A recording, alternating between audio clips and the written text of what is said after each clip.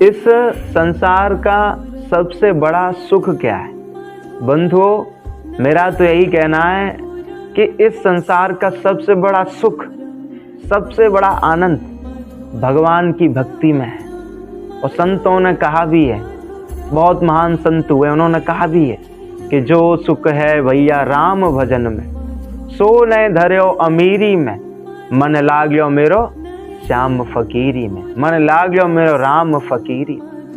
तो बंधुओं, जो रस, जो आनंद, जो शांति हमें राम भजन में मिलती है, कृष्ण भजन में मिलती है, राधा नाम में मिलती है, वो शांति, वो आनंद, वो रस और कहीं है ही नहीं। भाई हमें लगता है कि बंगले में आनंद है, फ्लैट में आनंद है, गाड़ियों में आनंद है। मैं ये नहीं कह रहा कि आप मकान में मत रहो, गाड़ियों में मत घूमो, खूब घूमो।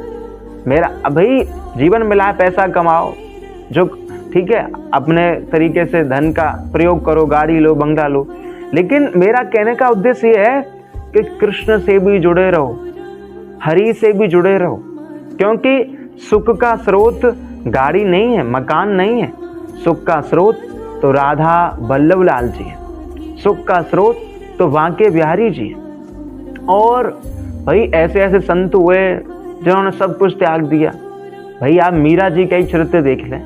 भाई मीरा जी तो एक रानी थी ना, भाई राणा एक राजा था, तो मीरा जी तो एक रानी हुई, तो उन्होंने सब कुछ त्याग दिया, सारा राजपाट। भाई उन जितना सुखी कौन हो सकता है? भाई रानी थी, वो एक राजा के लिए थी, उन्होंने सब कुछ त्याग दिया। भाई संभाल राणा अपनी नगरी, सब कुछ, नगरी, द्वार, पाट, राज, सब कुछ त्याग दिया।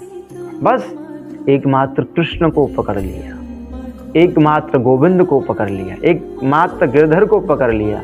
और मीरा जी का पद भी है, मेरो तो गिरधर गोपाल दूजो न कोई।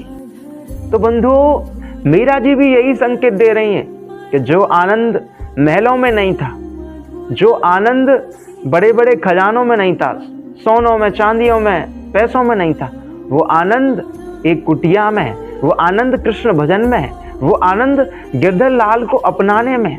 ये मीरा जी संकेत दे रही। नरसिंह जी को आप देख लो, सब कुछ लुटा दिया संतों की प्रसादी में, भक्तों के भोजन में। यानी कि नरसिंह जी भी यही संकेत दे रहे हैं कि भगवान की भक्ति में सर्वोच्च आनंद है, सबसे बड़ा सुख कृष्ण नाम में है, सबसे बड़ा आनंद हरि नाम में है। पर हम सब कितने अज्ञान में हैं कि अभी भी नहीं मान रहे। हम सब अभी भी सोचते हैं कि बुढ़ापे पे भक्ति करेंगे, अभी तो पैसा कमाना है, अभी तो ये करना है। मैं ये नहीं कह रहा पैसा मत कमाओ, मैं तो कहता हूँ खूब कमाओ पैसा, पर साथ ही साथ कृष्ण के भी बने रहो।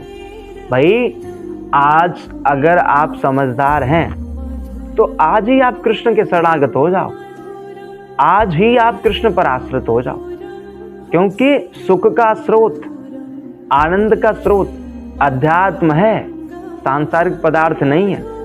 और आपको झूठ लगता हो ना, तो जितना आप इकट्ठा करना चाहो, धन, पद, यश, बल, कर लो, अंत में आपको पता चलेगा कि वास्तविक आनंद तो कृष्ण नाम में, वास्तविक आनंद तो हरि नाम में।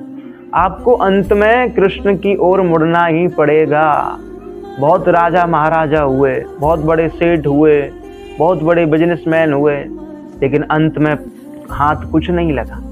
अंत में भगवान के भजन पर ही आना पड़ा, क्योंकि भाई बिना भगवान के भजन के, बिना भगवान की भक्ति के कुछ है ही नहीं। भाई क्योंकि आत्मा की तृप्ति तभी होगी जैसे हम कुछ भी खा लें, चाहे हम कितना भी महंगे से महंगा पदार्थ खा लें, चाहे हम कुछ भी पी लें, जब तक हम पानी को नहीं पिएंगे तब तक हमारी प्यास बुझेगी नहीं। चाहे हम 5,000 रुपये किलो वाला या 50,000 रुपये किलो वाला कुछ भी खा लें, चाहे कुछ भी पी लें, पर बिना पानी को पिए हमारी प्यास बुझ सकती है क्या? नहीं बुझ सकती।